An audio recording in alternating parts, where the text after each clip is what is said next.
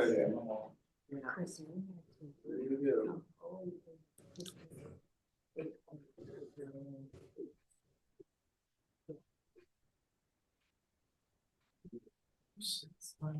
Y'all bear with us just a second. IT is making things better, right? Well, Brandon, can you hear me okay back there? Yep.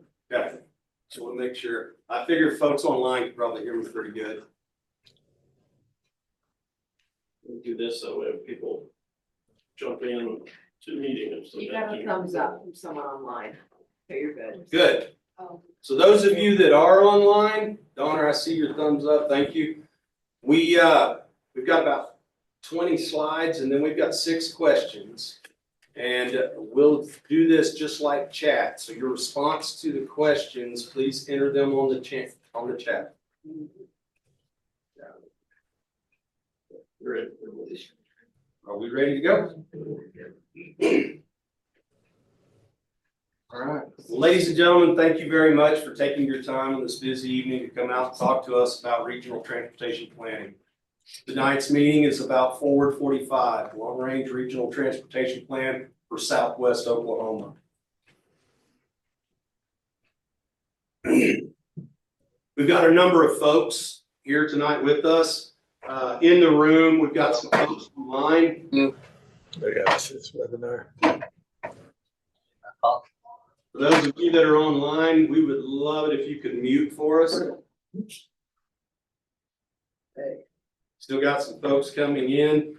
I've got about 30 slides, 22 of these slides I'm going to go through. I talk pretty fast, so if I'm talking too fast, let me know. I am loud, so if you can't hear me, I'll get louder. But we'll go through these slides, and then I've got 6 questions I want to ask that are very important. And while we're going through this welcome session, if you haven't taken our survey, please go to forward45.com. Go to our survey section and take our survey. It takes about a minute and a half. Very simple. We appreciate it. Are we good? Yep. All right. Go to the next slide. Do this every time. So I'd like to introduce Julie Sanders, our Director of Transportation for SORPO, Ms. Deborah Glasgow, our Executive Director for SWOTA, Ms. Dana Church, Economic Development Planner, Ms. Christy Williams, our Mobility Navigator, and Mr. Michael Ryburn, with Director of Business and Development. I'm Craig Moody, Poe & Associates Project Manager for this project. With me tonight is Jeremy Plantine. He's our GIS Manager and IT Guru. We have Donner Call online. He is helping out. So if there's questions I can't answer, Donner will jump in. High Street is partnering with us to develop this plan. We have Jared Wilkins here with Hudson and Prince, who's helping us out. Been to a number of meetings. And we have partners with ODOT, Sarah McElroy and Laura Davis, HNTB. Consultant are here. They also have a survey for their long-range transportation plan. For those of you in the room, we're going to give you a card that's got a QR code. We also ask that you take that. We're going to get you with surveys as much as we can tonight. And then as we wrap up the meeting, I'll also announce, is this on your ODOT website, Sarah? Yes, it is. Yes. Okay, so folks, if you're interested in going to ODOT's website, Long Range Transportation Plan, please click on their survey and take their survey. These surveys are very important for us. This is how we collect data to help us develop these plans. Next slide. So tonight I've got a project overview, goals and objectives, project scope and schedule, existing and future trends, learning session on what you think. That's where I get to the 22nd slide, and then we ask you 6 questions. I even have one wish question. So if money wasn't an object, you get to make a wish, right? And then I'll talk about next steps, and then we'll answer any questions and stay here as long as we need to, or at least until they kick us out, right? So SORPO is a leader in regional transportation planning, focusing on collaboration and input opportunities to make decisions about future transportation infrastructure, safety, and economic growth in Southwest Oklahoma.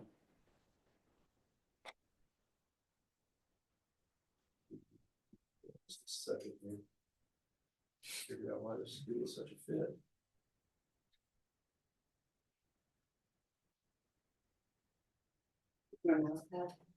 No. You need another screen? Nope, I'm good. I'm good. Thank you. Sorry about that, y'all. SORPO region covers 16 counties, over 14,294 square miles across southwest Oklahoma, which includes over 120 municipalities, 2 military installations, 19 conservation districts, 10 Native American tribes, the Wichita Mountain Range, 4 state parks, the Oklahoma Air and Spaceport, which is where we're at tonight, General Thomas P. Stafford Air and Space Museum in Weatherford, and a portion of Route 66. So what is the Forward 45 Regional Transportation Plan? Back in 2022, the Southwest Oklahoma Development Authority, or SWOTA, as we all know, was awarded a 100% federally funded raised planning grant to develop the Forward 45 Regional Transportation Plan. Rebuilding American Infrastructure with Sustainability and Equity is the acronym from RAISE. We were very excited to be able to get this 100% grant. For any of you that's ever tried to fill out grants, to get 100%, that's a pretty tough lift. The Regional Transportation Plan is being collaboratively developed by the Association of South Central Oklahoma Governments, ASCOG, SWOTA, and SORPO, along with the Federal Highway Administration, the Department of Transportation, Districts 3, 5, and 7, and all of you within the communities that we serve. It's a comprehensive plan that will help guide transportation decision-making for all modes of travel across the Southwest region over the next 20 years. Once approved, the plan will be updated every 5 years, addressing key questions related to transportation safety, conditions, needs, accessibility, quality of life, environmental impacts, and funding priorities. So these are our goals and our objectives. We want to improve the safety of the region's transportation system. We want to preserve and improve the condition and longevity of Southwest Oklahoma's multimodal transportation system. We want to deliver a transportation system that supports Southwest Oklahoma's quality of life. We want to deliver a transportation system that supports Southwest Oklahoma's economy. And we want to minimize and mitigate the transportation system's impacts on the environment and what the environment does to our transportation system. So this is our schedule. I had a great big spreadsheet that's got our schedule all listed out. We thought we'd shorten this up and make it easy to understand in an effort to save some time. Task 1, the work plan kicked off. The project management began at the first of the year. Task 2 began shortly after with collection of multiple state and local transportation plans, along with the acquisition of woods and pool data, which is a set of data that contains more than 900 variables of economic and demographic data, very important. Task 3, analysis of existing conditions, started the moment we began the data collection process. Task 4 is where we're at now, the stakeholder and public engagement process. We've held 19 meetings out of 21, so tonight is our 20th meeting. I'm kind of excited about reaching 21. We've been every Tuesday and Thursday night for the past couple of months, right, Miss Julie? We traveled the west. We have traveled the west. I'm very familiar with Southwest Oklahoma, and it's a beautiful place. Task 5, once we've completed both rounds of stakeholder and public meetings, we will prepare the draft plan document for review and approval by the Federal Highway Administration in the fall of 25. So let's talk a little bit about existing conditions and future growth and trends. I've got 4 or 5 slides that I'm going to hit you with a lot of percentages. A lot of this data was aggregated from our woods and pool data and from the plans that we've already been looking at and analyzing. So like I said, I've got a little bit of information I'm going to share with you. And if you got any questions, please do it on the chat, or if you're in the room, raise your hand and I'll try to answer it as we go along, okay? So according to the 2020 census, there's almost 412,000 residents living in the 16 counties across the Southwest region. The map that you see is a chart that shows the forecasted population changes over the next 40 years. As you can see, the map, not the graph, that shows Grady and McLean County in the dark red. It might be a little hard for you to see sitting here in the room. That shows the highest population growth, and then the light tan shows where you're pretty much flat, or you might even be losing some population. And the white counties shown on the map are where you're actually losing some population. The red is where you're showing kind of a flat, or you might even be increasing some population a little bit. The chart on the right, the population of age from 2020 to 2060, it's interesting because you're 19 and younger on the left side of the chart, and you're 65 and older on the right side of the chart, on both ends of the chart. They show a growth. Well, from what we could understand going through this data, you're 19 and younger, your kids that are born, they grow up, and then they decide to go off to school. They go off to school and they get a job or they do whatever, and they hit that 65, that retirement age, and they decide they want to come home. And that's where we see these spikes. Those ages across the middle, that's your working age, and that stays pretty flat throughout. So population growth, Southwest Oklahoma is on the cusp of transformation, set to grow by 12.2% by 2060. Your working age, we do see a decline amid the growth. The region's working age population will shrink from 57% to 53%, signaling a shift in workforce dynamics. The median income, economic disparities are evident, with median incomes ranging from $43,000 to $80,000, while counties like Kiowa, Tillman, and Jefferson struggle with incomes below $50,000. Vehicle availability, this is an interesting statistic here. Transportation challenges exist as 5% of the households lack vehicles. That's no car, that's no truck, that's a big number, that's a lot. With some of the areas reaching as high as 8% affecting mobility, disability rates indicate other mobility challenges, with 20% of the region's population facing limitations and rates ranging from 13% to 26% by county. Our veteran population, God bless our troops. Meanwhile, veterans remain a significant part of the community, making up 8% of the population, with Comanche County leading at 17% and Jackson County veteran population coming in at 13%. Talk a little bit about our transportation system, our bridges and our bridge condition. The region has 1,460 bridges on the state highway system and 3,551 local bridges that form critical links, with 55% of the state-owned bridges are in good condition. So state, ODOT, y'all are doing good. These other 3,551 local bridges, we still need to do a little work. Aviation, there's 106 aviation facilities in the region. 27 of those are in public use. Your daily vehicle miles traveled, as you can assess the Grady and McLean County that we showed you earlier, those are going to be your highest daily vehicle miles traveled. With the counties like Harmon and Greer County, they're obviously going to have a lower DVMT. Pavement, most of the pavement in the region are in fair or better condition. Specifically, 52% are rated good and 48% are rated fair. There are some segments in poor condition, but they represent just 0.2% of the pavement in the entire region. I will tell you, in the 19 to 20 meetings that we've been to, we've had a few folks argue with us about that, but that's comparing pavement to all of the state of Oklahoma and some of the surrounding states. So we're doing pretty good in Southwest Oklahoma. Transit, meanwhile, transit fleets are aging fast, with over half of the vehicles needing urgent replacement, underscoring the region's need for renewal and resilience. We have learned while we're going through this process that pre-COVID, you could buy 2 buses, micro buses, for about $100,000. Today, you could barely buy 1 bus for $100,000. So that's a concern, and we look to address that. So let's talk about employment and freight. Large employment hubs in Southwest Oklahoma. Urban areas like Weatherford, Altus, Chickasha, Elk City, and Duncan stand out as major employment hubs, with large employers such as universities, hospitals, and retail.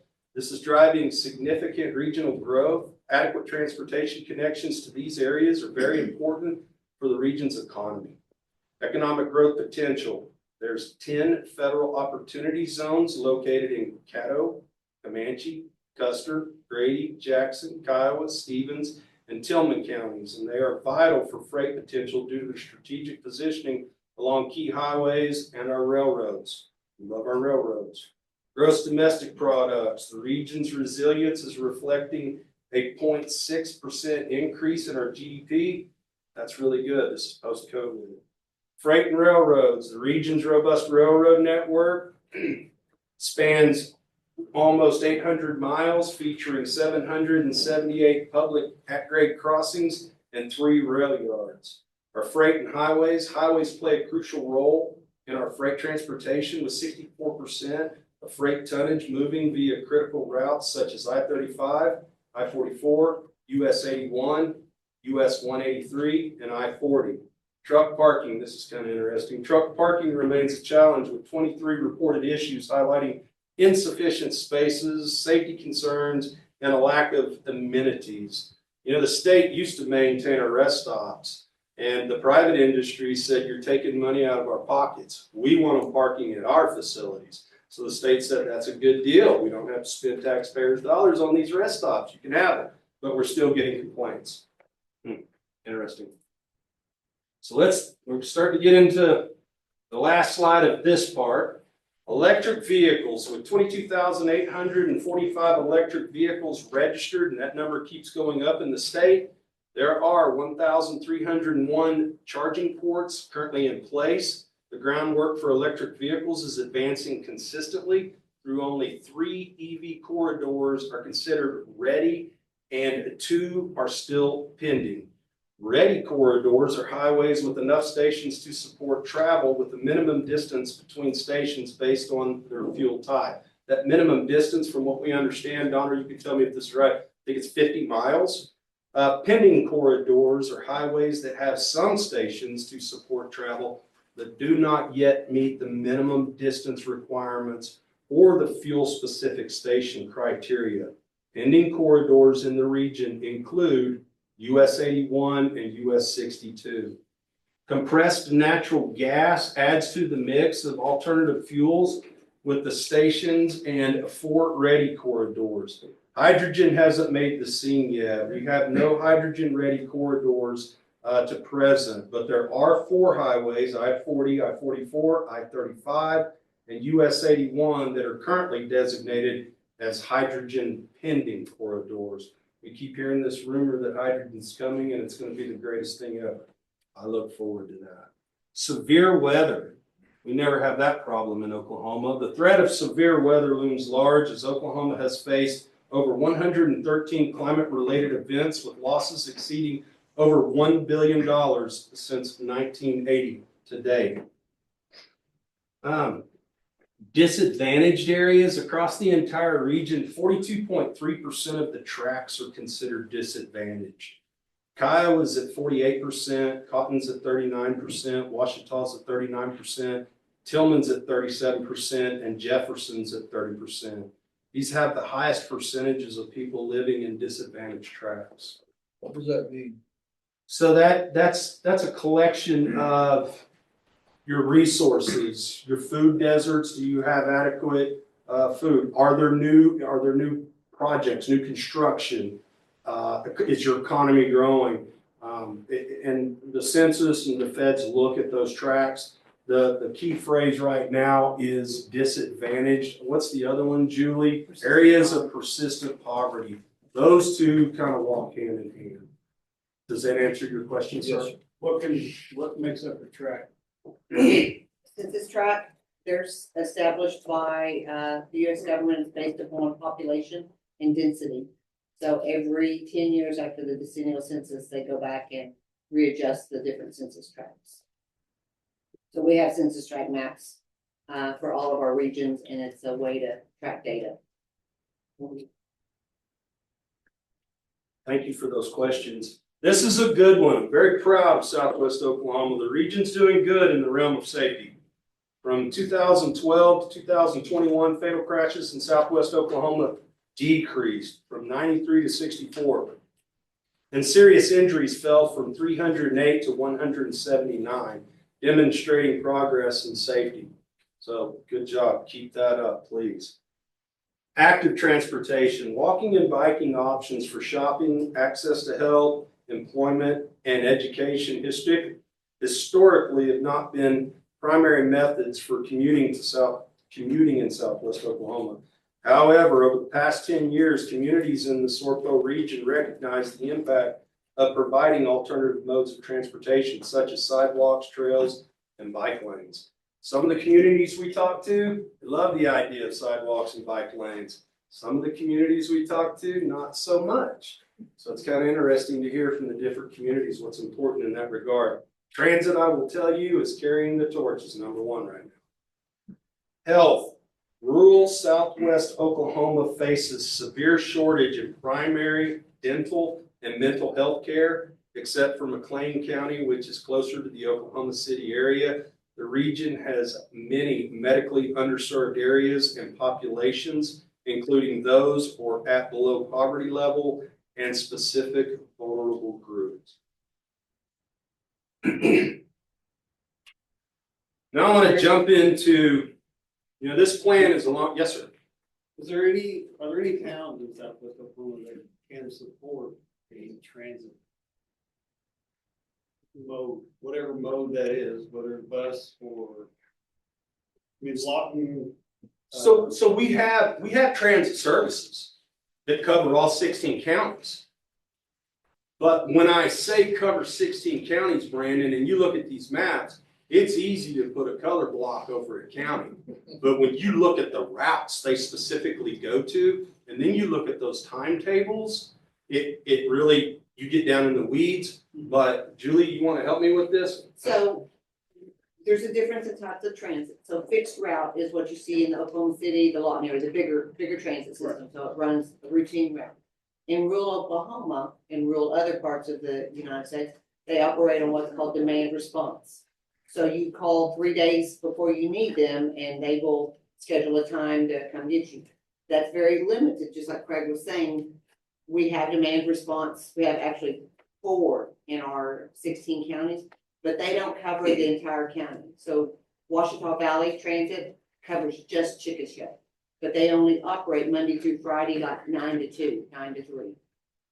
Red River Transportation covers a lot of our area. Yeah, that's the one I was gonna reference. And Red River, but they don't, a lot of their trips are for medical purposes that they contract with, the healthcare authority to provide transportation.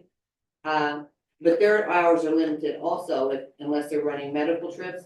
So, getting someone to shopping or to work or a job, you may have to, ride, 3 or 4 hours or an hour and a half, 2 hours to get to where you need to be. And that is, number one, there's a driver shortage. They don't have enough drivers that can pass the drug test. The wages are low. And the number of vehicles that they can actually maintain and operate are limited. So we do have transit. It's just not the fixed route that you see in our bigger communities. And you might add to that is that when we're talking about your public transit and things like that, and Craig mentioned that, what funding they got to buy a vehicle could buy them 2 vehicles, and now they have 1 vehicle that they can buy with the same amount of funding that they're handed down each time. So. Run some trains, Brandon. Passenger train service. We've heard a lot of that. Kind of neat, wouldn't it? Freight loves passenger. No, it would not be the. I'm sorry, I put Brandon on the spot. Okay, so now let's take a quick look at what's currently going on in advancements in technology, AI, and those kind of fun things. Transportation and emerging technologies are developing at a very rapid pace, folks. I mean, we're moving fast, and some of it's pretty cool, some of it's kind of scary. In the next 20 years, technology is expected to see significant advancements in areas like artificial intelligence, we're already seeing it, robotics, healthcare, transportation, and energy, with key changes including widespread adoption of self-driving cars. Talked to a lot of folks that have already been in those. Personalized medicine through genetic analysis. We're already doing online medical doctor appointments. Advanced prosthetics, highly immersive virtual reality, widespread use of drones for delivery. We're not necessarily using them for delivery yet, but we're using them for survey and all kinds of other things. We have 4 drone pilots that work for our company. And then potentially leading to, or I'm sorry, renewable energy sources, which are potentially leading to more automated and interconnected world. So let's get into that a little bit. So this is a 20-year plan, and it only took 66 years for the Wright brothers' first flight to the man on the moon. And it's funny because our older generation, they're like, man, we're not going to make it to the moon. And the younger generation's like, yeah, that'd be cool. Well, Charlie Duke's father said, yeah, I can't believe you did that. And his son thought it was the greatest thing ever. So really, this plan is 20 years. That was 66 years, so that's 1/3. The advancements in technology right now, smartphones have significantly changed our lives by providing instant access to information, enabling constant communication, facilitating navigation with GPS, and a lot more other things. And if you don't think they're important, just watch somebody leave their phone behind and watch how they act so they can't find it, right? Autonomous farming vehicle operation is already working in the rural communities, and it's having a profound impact with agriculture. Data shows that it's a dramatic increase in efficiency and productivity. I took this picture off of a commercial. They're selling tractors now without cabs on them. You can operate them from your truck, from your house, from your barn. They're already out there working. Truck platooning. Oklahoma is one of the first states to test truck platooning, and it's legal in Oklahoma. Up to 2 vehicles are as defined in Oklahoma State Statute 47-11-310. As of 2019, over 20 states have legalized some sort of truck platooning where the lead truck has a driver and the following trucks do not. It's not going to be long before the rest of the states have some form of legislation. So in the state of Oklahoma, you can have a lead truck with 2 trucks following that don't have a driver in them. I think the state of Texas, they can have up to 3. When I'm running up and down I-40, I look all the time to see, if that's really going on. I haven't found one yet. But I do understand that Arizona and New Mexico, they're already running trucks at night without anybody in them. They're full autonomous, but they run them at night for safety reasons. So that's pretty interesting.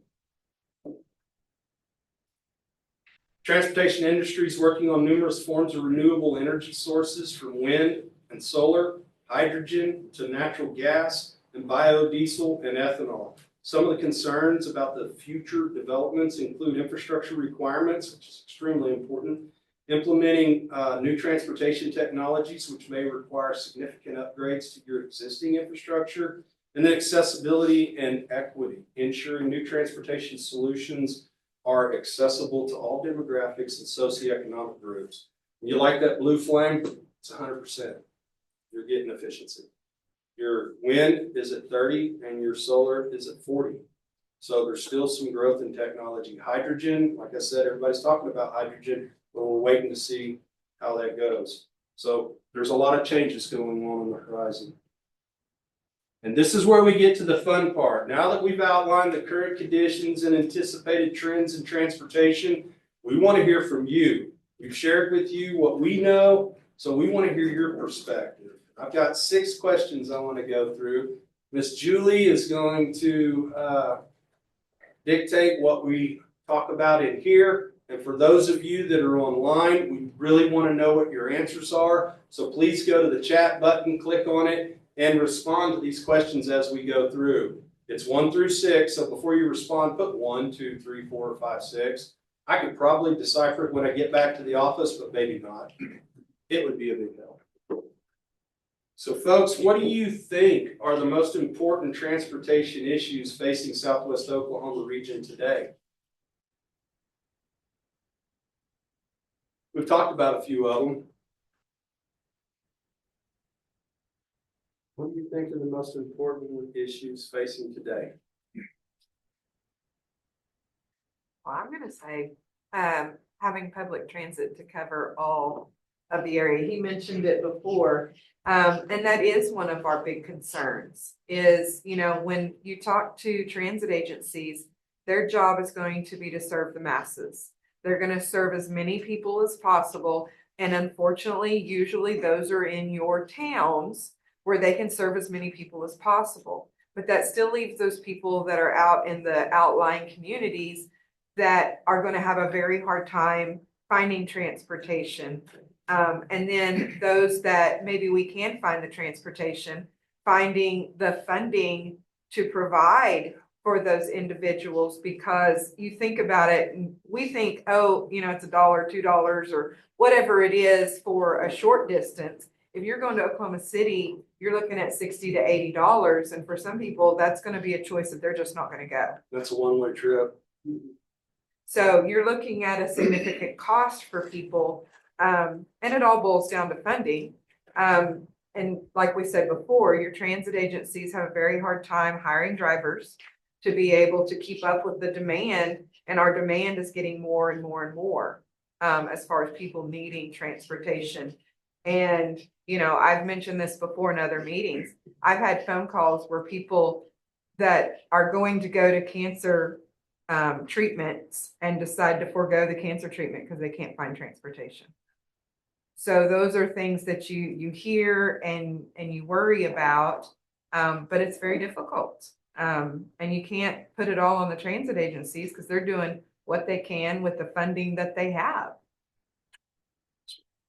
We take a lot of the things that you mentioned here today, 5% of the people, I think it was 5%, Yes, sir. don't have a car. Yes, sir. And then one of your other slides, talked about, mental health Yes, sir. and hospitals and, doctors. Yes, sir. There's not a lot of places in Burns Flat, Oklahoma to go get medical treatment. And not just Burns Flat, we're talking, just rural southwest Oklahoma. Yes, sir. That's a big thing. And, if it costs $100,000 to buy a transit vehicle, it costs that much more to buy your own vehicle nowadays too. So, everything's more expensive than it used to be. And if you're on the bottom end, then it's hard to dig out. And it ends up being a cycle. You want to get a job, and I've had phone calls. I've had people that want to get a job, but they can't go get a job because they don't have reliable transportation. So then that leads to depression. We're talking about mental health, social isolation, and all that kind of stuff. And I'll give you an example. I had a phone call before I walked in here this afternoon of a caseworker that's sitting with a young woman in domestic violence situation, trying to get her to a shelter, and it's right before 5 o'clock. Yeah. And what are you gonna do? So, Miranda online said specialty transportation services for specialty care. Just as was said, cancer treatments for those that don't qualify for Medicaid. yes, and Miranda is she's in a lot of our meetings that we have for our regional coordination plans. And so she knows exactly what we're talking about with the cohesive medical care. So, it's a situation for, like he was saying, we've said at the state capitol and stuff, if you want your health care to improve, you've got to have transportation. If you want your mental health to improve, you have to have transportation. If you want the job employment rates to go up, you have to have transportation. Good transportation. We have heard from a number of communities that have a factory or something come in and provide that service. They'll come into town, they'll pick up workers, they'll take them back and forth. But that's not everywhere. That's isolated cases. And we've only heard of 3 or 4 of those. And if you do those job or those vehicle sharing programs, a lot of them require at least 100 employees. Some of your businesses may and may not have that. Craig, what was the statistic on single car households? It was like 30%, 40%, something like that. Yes. Because that'll create certainly disadvantages as well. So even though you might show up on there as having a vehicle in your household, if somebody's working, you're stuck. I still only have one means of transportation. We have a number of photos. I don't show the photos, but people in their mobility chair, we'll call them hover rounds, that's their only form of transportation. Yes, ma'am. We had the principal at Cameron University at the Duncan campus talk about students trying to access higher ed, and they had Dakota talked about 3 different cases, and they were in the healthcare, taking the classes. 2 of them were that had, one vehicle in their family. And so the mom or the female would take the male to work and then try to get back to school and then pick him up after work. And so they had to drop out of the health industries class. And then they had another young lady that was able to do most of her classes by remote. But she was walking 11 miles round trip to do the testing because they had to be testing on site, no transportation. And our weather here is so perfect, you can walk any day of the week, right, without a problem. Well, what do we think will be the most important transportation issues facing Southwest Oklahoma over the next 20 years? I hate to be the Yes, ma'am. person in the room, sorry, go ahead, Please go ahead, Ms. that always brings up funding, but I think funding applies to one and two. Yes, ma'am. And we're gonna talk about Today funding. And in the future. It's one of our questions. Yes, ma'am. We just need more money. We need to plant more of those money trees. Yes, ma'am. From an economic development standpoint, I would say the maintenance of road and rail for agriculture business, that's really important to this economy here for not only jobs, but maintaining the jobs that are here. Yes, ma'am. That's an excellent one. Thank you. Can get all the trucks off the road. Get my red. Even the last mile, right? We heard in Altus water. That was, boy, they were staunch about water. We need good water. That's becoming more and more of a concern everywhere you go. What about internet, broadband? Yeah, infrastructure for our electric cars that are coming in, right? Maybe, maybe not. It's sure, how long did it take them to plant all of those giant wind turbines across our beautiful skyline? 20 years they've been working on those things? Surely haven't been 20 years. A lot can happen in 20 years, but 20 years goes by very, very fast, I can assure you. All right, so what transportation infrastructure changes do you think we need or is needed over the next 20 years? And you said that by just maintenance alone, taking care of what we've got. Are there any others? It was mentioned at another one, and I don't want to always talk about public transit. Of course, that can, go on every one of these. Baby, Christie. I know, but I don't want to always talk about that. But it was mentioned at one of the meetings, and I do agree, is we're going to have to start thinking about road capacity.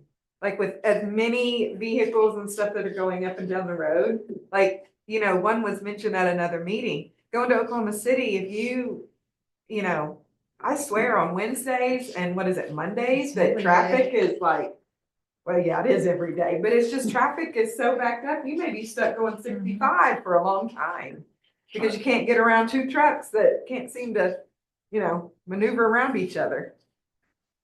Was it one of our transportation professionals that told us I-40, at least to El Reno, you can see as much as 50% truck traffic going west, Yeah. coming out? That's a huge number, 50% truck traffic. It's gonna be part of our 20-year plan. If we're gonna talk about a railroad. Okay. We need some money going in east. Yes, we did. So what are ways we can fund these new projects while taking care of our existing roads, bridges, bikeways, sidewalks, and our transit services? So this is where it gets creative. How are we going to fund this over the next 20 years? What are some ideas? And you can throw anything out there. We'd love to hear it. Economic development. What are we going to do to raise money to take care of our infrastructure? And as our energy sources become better and better, that fossil fuel that we collect tax on, it's flat or it's going down because our vehicles are becoming more efficient, our means of transportation. So how are we going to fund, some ideas on how are we going to fund the future of our transportation, specifically over the next 20 years? We said this in Altus and the banker in the room got up and walked out. There's no joke. Made me feel good. Didn't need to ask the question in a different way. Tax corporation and tax the rich. Okay, What was that? Pay their fair share. Tax corporation and tax the rich. Is there a statistic on how much is publicly funded and privately funded in the region now? For roads or sidewalks or? Infrastructure, transportation? hey Donner, did you hear that question? It's gonna sound like God's talking to us in a minute. No, I didn't quite catch the whole thing. Could you repeat it? Is there data on private funding and public funding of our road network? Do we have a statistic on that? In Oklahoma? Southwest Oklahoma? Yeah, not on hand. Can you clarify what you are referring to when you say private? Just- Anything that's not publicly Not state funded. state funded or grant funded from federal. You have that slide. Gotcha. Place them at a mile. Yeah, I don't think we have data that I know of off the top of my head, but I'll look into that. And if we get your information, we can follow up in an email. Curiosity question. Yeah, I think at the beginning, at the beginning, you showed kind of the difference between like what's public, what's state owned. Well, that was our bridges, what's on the county system and what's on the state Gotcha. system, or what's on what we call off system. Gotcha. Yes, ma'am. And it's a funding mechanism that comes through this federal, state, and works its way down. Our tribal partners are amazing. The funding they're putting into public projects, whether it's our roads or bridges, schools, hospitals, it's absolutely amazing. I don't know if that counts because that's very important, but private funding, Donner's looking it up and he's a master at data. Would that be, when you say private, would you consider rail private? Perhaps, yeah. Some of it. What is the, if any, I mean, I have no idea.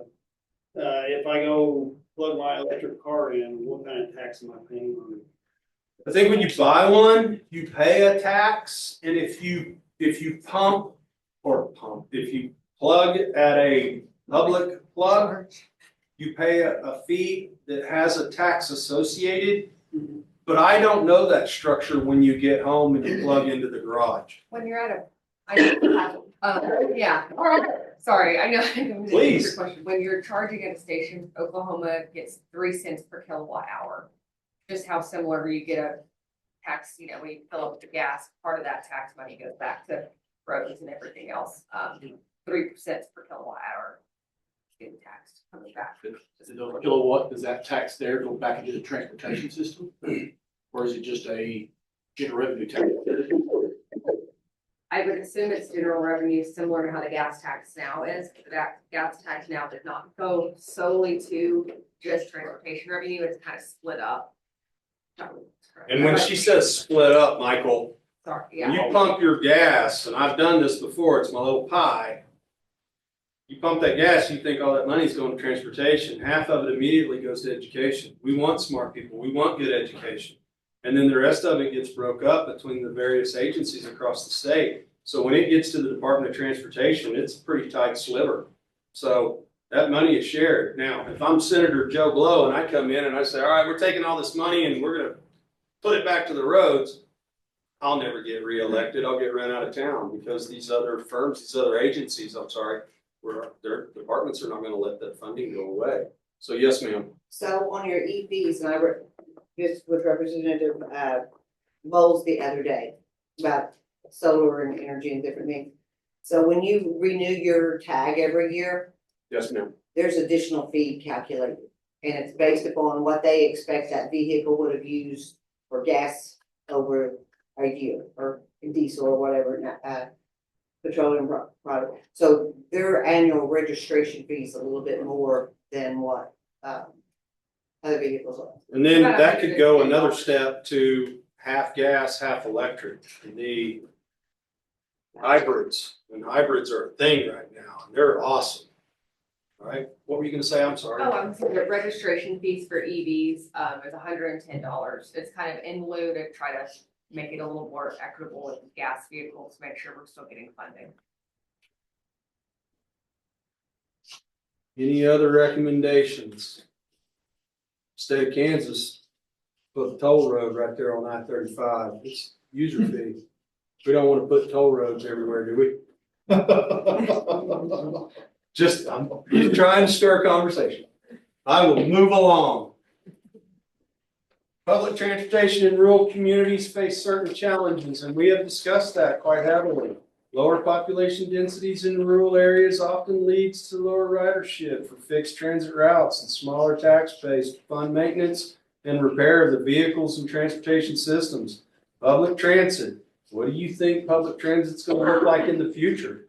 We're going to have a bunch of autonomous vehicles running around? Are we going to get better buses? Are they going to get cheaper? No. What are we going to do? What's public transit going to look like 20 years from now? Because, and we've talked about this, Uber's a thing we hear about, but that's not something that necessarily is an operation in western or southwest Oklahoma. And I don't know if that's designed to take the place of transit services.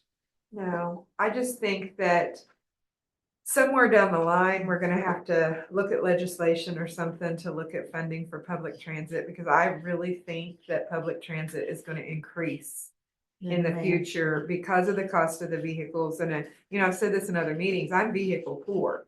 Right. But there's a lot of people that, that's getting one vehicle is gonna be almost impossible. So I think we're gonna have to figure out a way, before it gets too late, on how to give more funding to your public transit agencies so they can reach those areas, to be able to cover the population that's gonna need it.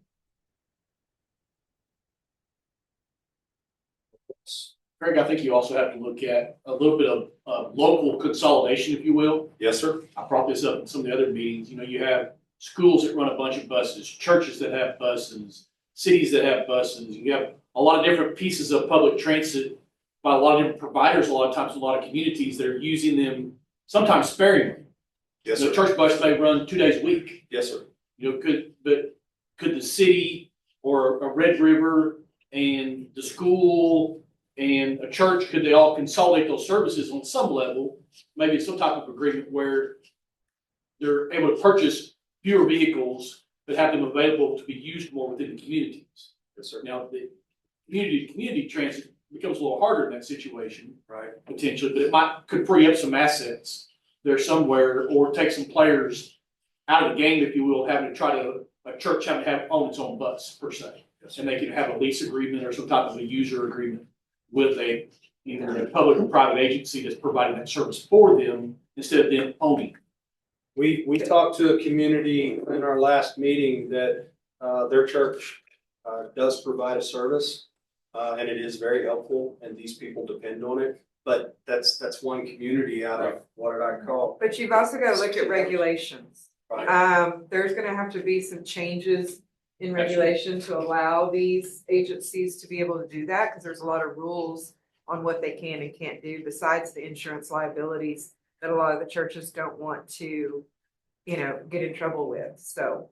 So in Lawton, the LATS transit system, which is fixed route, they have a contract with the Lawton Public School System for junior high and high school. Those kids ride free. Lawton Public Schools provides money to LATS. But that's in a fixed route system. I don't think it would work on a demand response, because you don't have, we don't have the time that they're actually going to be at a certain location. But there's opportunities to look at how to share these services and to coordinate. And I know I'm sorry, go ahead. You might be able to coordinate some more fixed route systems in some smaller communities if you had some of that consolidation like you spoke of.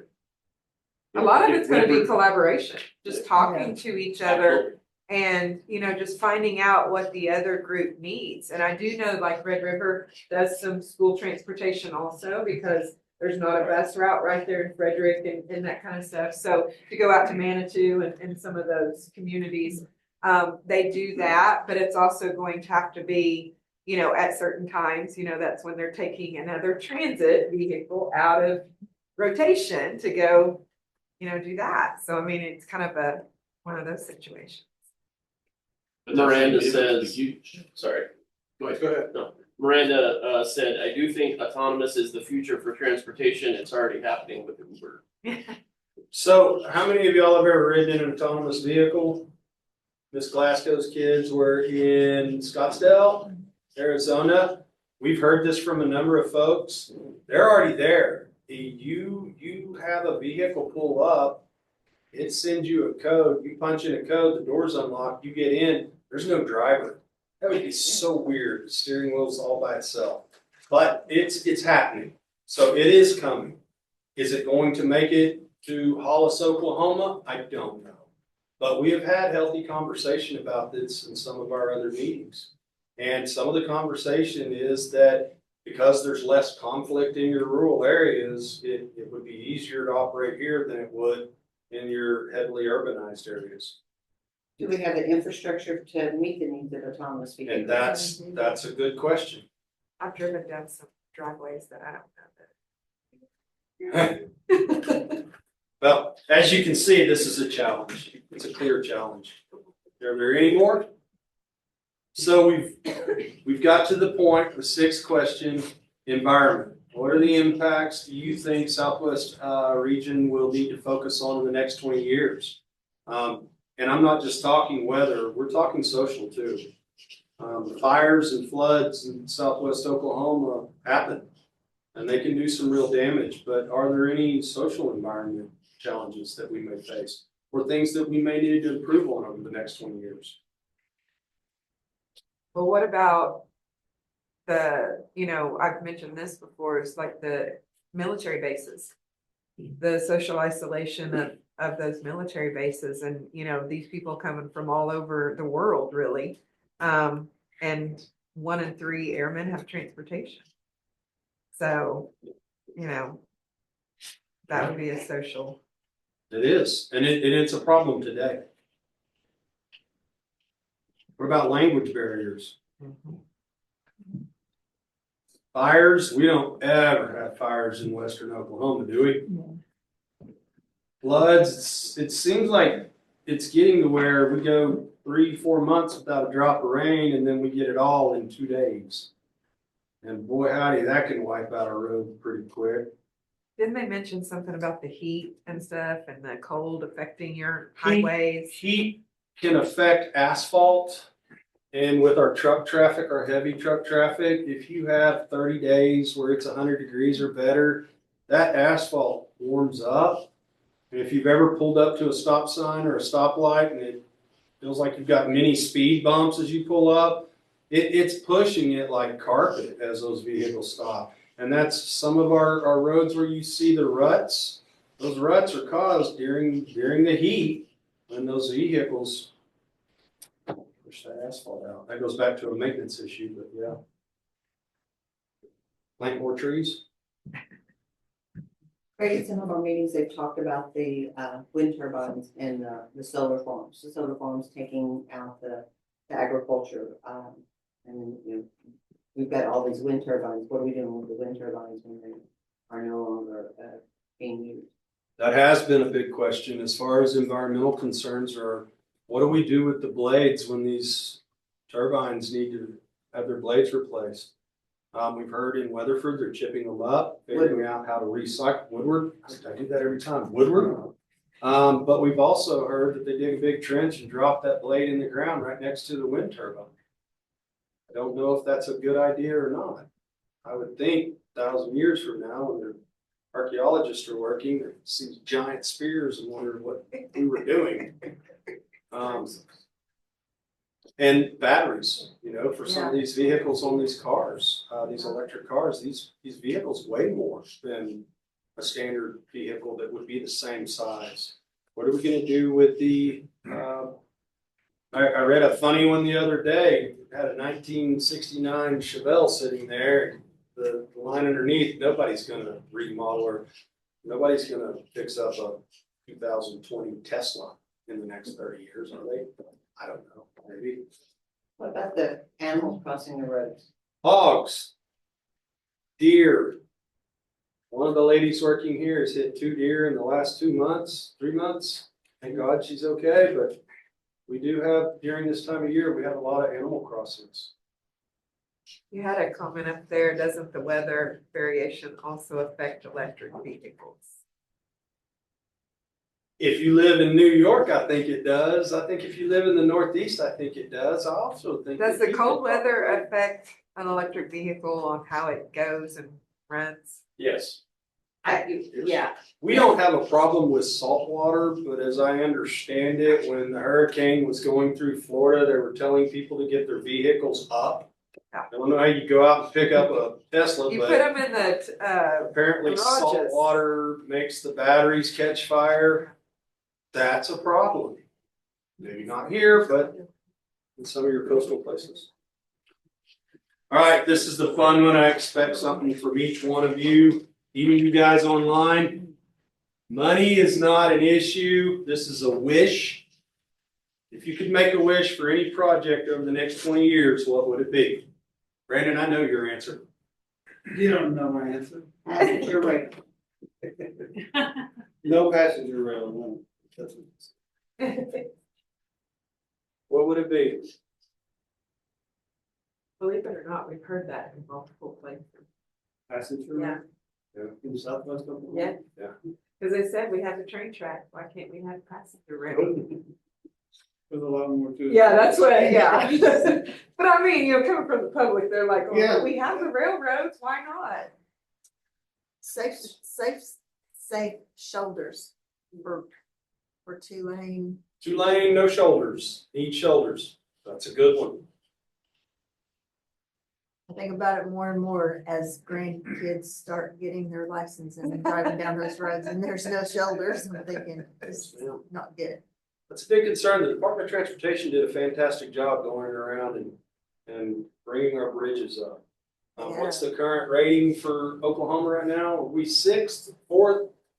Oh, I was gonna say 9, so it may be higher. I was gonna give you Between 4 and 6. 4 and 6. Yeah. But the department's focusing on 2 lanes with no shoulders because it is a major safety concern. I personally would love my own jetpack. I want to cruise around in my drone. I think that would be fantastic. Apparently they're coming. I haven't seen one yet, but We got people that can't drive on 4 wheels, much less. buzzing around like each other at the parade. I mean, it's a wish, right? Yeah. We can wish Yeah. anything. Do we have comment online? Oh, yeah, there we go. On-demand, low-cost transportation for everyone. Like it. Craig, I've said this in other meetings, but we're sitting on the Oklahoma Spaceport. Yes, sir. Regular launches of vehicles transporting stuff into outer space and maybe transporting stuff back in from outer space. Out here on this facility, we can use it from an economic development standpoint especially. There's also a lot of transportation involved there. Yes, there is. Yeah, I don't know what it is. The asteroid carries so many diamonds and so much gold. I don't know. I've never been on one, but yeah, that would be something. Mining asteroids as they go by. There's a company out here that's looking into that. Yeah. Very small right now, but you never know. If you go home and put on Google AI, and how many of y'all have ever used ChatGPT? So I have a young man that works with me, and he wrote his paper. He's in the MBA program right now. He wrote his paper on the comparison of ChatGPT to what it was when we were not allowed to use calculators in school. And we got to where we could use calculators in school. Now we can use computers. Now if you don't know what ChatGPT is, you could sit down, type in a sentence. I need 1,500 words on what's the best way to cook pineapple. And it will pump out in 15 seconds a report on the best way to cook pineapple. It's an amazing tool, and it's something that businesses and people are using all over. The schools are having a hard time with it because their students can write what they want and it writes a paper for them. So, yeah, the young man got an A on his paper because that was a pretty good question. How does ODOT use AI? I think that was brought up at, when we were in Elgin, Yes. and Jay, our Division 7 engineer was talking about they're using it for, measurement tools. Measurement tools, OTA reads plates. Um, Using it for asset feature extraction from terrestrial imagery, so when they run like imagery along the highways to pick up signs and guardrails and that kind of stuff, so that your refresh rate, like if you have sign damage year over year, that it's picked up a little bit quicker. That's in the kind of infancy stage. That was one of the things that we kicked off a couple years ago when I was still at the department. But yeah, some of the measurement tools, there's some traffic modeling stuff that it's getting used for. The state has a partnership with Google and specifically for this exact kind of thing, and they've got some subcontractors that work for them that are very good. And there's a whole team at OMES, which is the centralized state IT, that are working with the individual state agencies to kind of deploy this stuff. And again, it's very, very kind of low level right now, but the idea is that 5-10 years from now, that significant portions of analytics and data gathering and things like that will all be done via artificial intelligence. It's changing the way we're gonna do work in certain areas. One of the other comments at our meeting in Comanche County, it was from Mayor Fletcher. And then the mayor of Sterling was also there, and they talked about when they are working on any kind of water project, there's multiple agencies and funding sources available. And they can call they can call OWRB, they can call DEQ, but those agencies are working together. And that's the source of funding. They're working with Commerce. But he said that there's like 6 or 7 different agencies that are focused on water and sewer. And you can call one and they'll, route you to the different people, and that there needs to be one for transportation. So ODOT has transportation funds, DHS gets transportation funds, healthcare authority, everybody gets a piece of pie for transportation. And how do you bring those state agencies together to collaborate to use the money effectively for rural transit or sidewalks and, different things. And I thought that was pretty interesting that, they were talking about how agencies need to collaborate. AI might be able to help with that in certain instances. I gotta tell you, you guys are awesome. This has been a good conversation. It's been very healthy. I'm gonna- Anything else about ag? I know you touched on ag, and that's kind of my brains too. Is there anything on our wish list for ag? How are the competing factors gonna get balanced? I mean, my worry is about grandma being able to get to the grocery store to buy groceries, to the doctor, to the pharmacy. Yes, sir. I don't care about truck, what will they call it? Platooning? Platooning. Yes, sir. That's for money. Yes, sir. That's for money, and they'll figure that out. They'll get the money out of it. Yes, sir. But they're gonna be the ones talking. They're gonna be the ones driving the force of what's gonna happen. Yes, sir. How we balance it out for even this district, even this sort of district, or the Southwest District, McLean County is a lot different. Yes, it than is. Roger Mills. Yes, sir. And, you go this way and we're just sparse. You go back down that way, you get some density of the population. Yes, sir. How does all that get balanced? Through these meetings, or? This How about plan, when the decisions are made, how does it get balanced? this plan will help as we've aggregated this data. And this plan, like we said, once it gets approved, will be updated every 5 years. As we continue to grow this plan and shine light on the issues and the concerns, we start seeking funding opportunities. We'll prioritize these projects, these areas of need, and go after these grant funds and other resources of funding. At least it's a step, because if I came to you, if I've got all the bananas, I'm Federal Highway Administration or whatever, and you need the money, first question I'm going to ask is, do you have a plan? Are you in a plan? And from that, you say yes, and then we can start working towards a solution. But this is very important. Having this regional transportation plan coupled with what ASCOG and what SWOTA does will help us greatly. Yes, sir. And every time we go, say to the state capitol, like we went recently to the state capitol and voiced our concern about transportation in rural area, we have to have data to back it up. And so the information we gather from all these meetings, we have a voice. And as we said, and you mentioned it right in your conversation, they're going to be the ones talking. But our rural areas basically accept their fate and realize that, well, I just can't get transportation, I don't go. So that's where we've got to be the voice for them. We've got to be the ones that take to them the stories and the concerns from the communities. You know, in the interim study, I created a video and, you know, and this is kind of one of those deals that a transit agency told me. He said, we don't get funding because we're not curing cancer. We're not taking dogs off the street. We don't have the emotional impact for these legislatures to change legislation. And so it's like, okay. So then I went out, interviewed individuals that had terrible stories about transportation Was that your difficulties. video? Yes. That was. And- We showed that at the. Oh, advisory council. Oh, okay. And I said, we've got to create that impact. And just like one of my other mobility navigators that is in the central area of Oklahoma City, she shows that before every meeting. She said, because I need them to understand how important this is. And, you know, I was one of those people that didn't understand transportation was an issue, you know, until you're the one using it or know someone that's using it. You don't realize that transportation, how much it impacts the people, because they aren't the ones that are gonna gripe.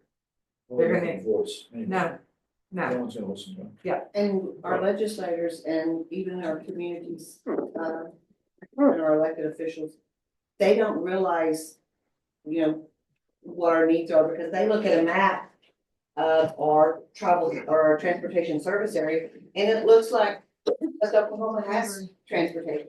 We have to do, we as in SWORTCO, we as in communities, have to do a better job of educating the people making the decisions, because if they look at a map that says Red River provides service for 18 counties, they don't realize it doesn't extend all the way into Roger Mills. It doesn't extend, you know, it may just go along I-40 and hit the big communities. But our, you know, our elected officials don't know that. And so we're trying to educate, open eyes, and, you know, paint the picture of what transit in rural Oklahoma looks like. What's going on out here? So And that we we- can go after those resources. And so we're making some strides. We have a proposed bill to have a regional rural task force to look at transportation in western Oklahoma. And this is west of 35, to come up with some ideas and some projects and some pilot projects. Christy and I are looking at grants for SWOTA to implement some pilot projects for mileage reimbursement programs or some different things. What we when we put in our interim study, we know in rural Oklahoma, waiting for Oklahoma City to make changes for us is not going to be in our best interest. So give us the tools, give us the support, and let our COGS and our RTPOs start bringing together the people to address the issues, because what's working in or not working in southwestern Oklahoma may not be the same way in southeastern Oklahoma, because there's different needs and different sources of funding available.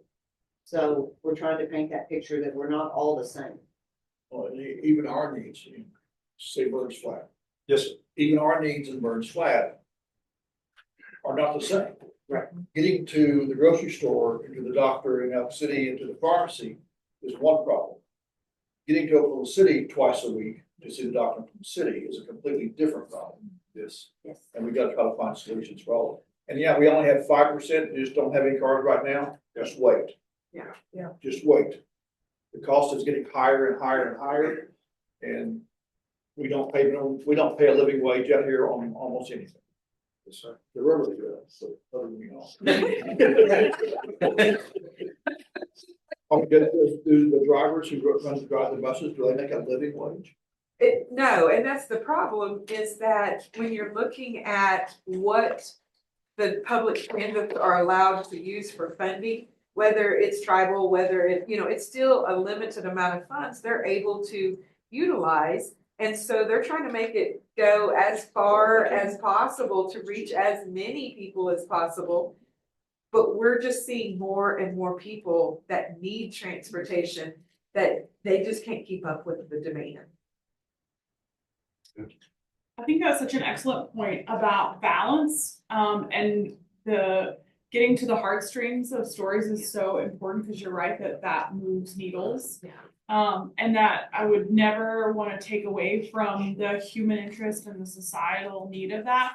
But in the same token, and this is, I don't know where the balance is, if you don't take care of the economic development, the companies that are here, there will be no people to transport. Yep. The 20 to 65 won't come back. Well, and I was just talking to someone today and, you know, bringing businesses into Oklahoma. Yeah. One of the reasons they won't, you know, there's two top reasons, this is what this person told me. Two top reasons why people will not bring their businesses into Oklahoma. Number one is education, and number two is transportation. And so if we want to build our economic development and bring these businesses in, we've got to have the infrastructure to allow these people to live and work.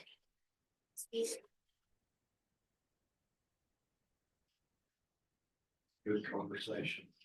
All right. I'm gonna wrap this up. Our schedule, as it stands, we're currently in the review and approval process. I think more so in the approval process. Task 3, existing conditions and future growth and trends. Huge document already created. With all this data and the data that we've been talking about, I think it's almost up to 200 pages, maybe. Donna, is that correct?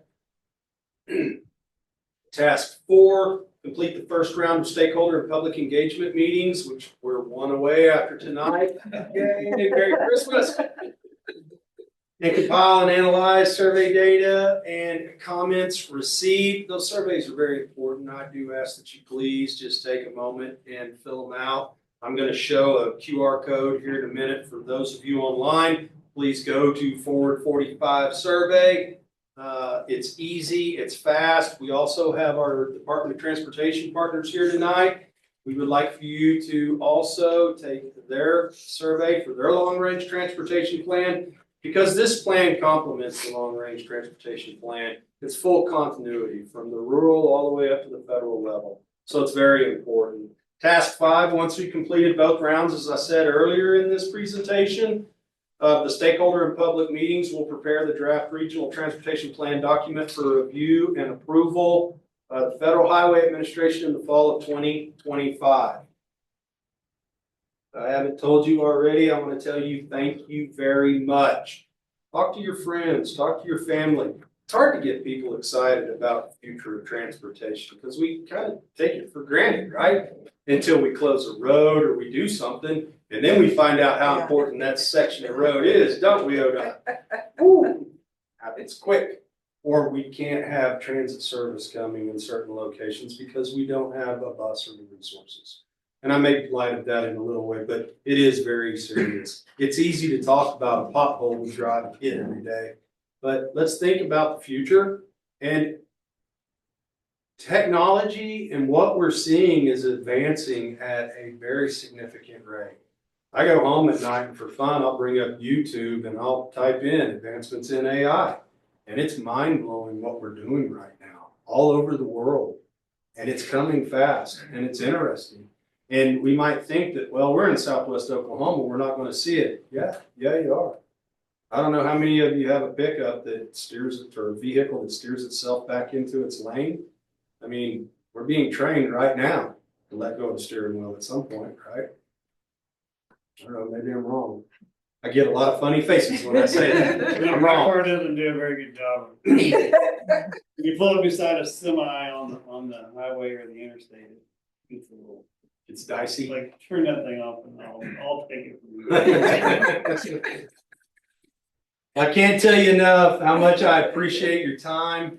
Please take your phone if you're online, click on these QR codes before anybody leaves tonight. You're going to get an ODOT card too. And we're here to talk and answer questions for as long as you need us to. Thank you, guys. Thank you very much. Thank you. Thank you. Thanks, Greg. Yes, sir. Thank you. Awesome.